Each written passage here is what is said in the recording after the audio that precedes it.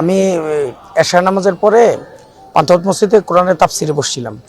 বসার পরে আনুমানিক 8:30টার দিকে আমার বন্ধু ইয়াসিন ফোন দেয় যে ভাইয়ের গুলি লাগছে, তুই অতি দ্রুত বিআরবি হাসপাতালে চলে আস।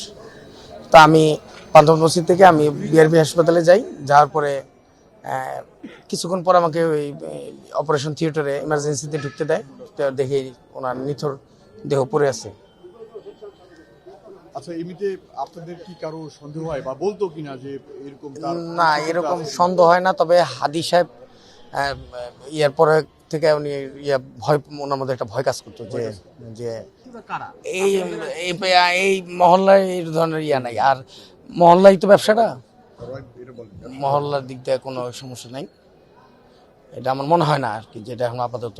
আর বাকিটা তো আইন শৃঙ্খলা বাহিনী, ওনারা তো আমাদের থেকে আরো ডিপলি এটা করবে।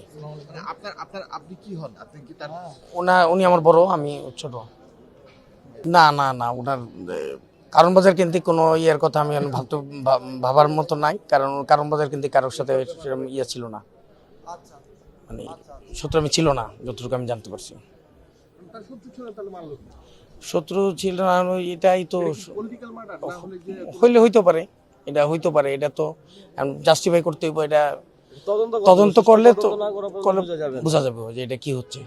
আচ্ছা, আমরা এখন হলো মূলত সমস্যা হলো এখন পর্যন্ত মার্ডারের 16 ঘন্টা পার হয়েছে।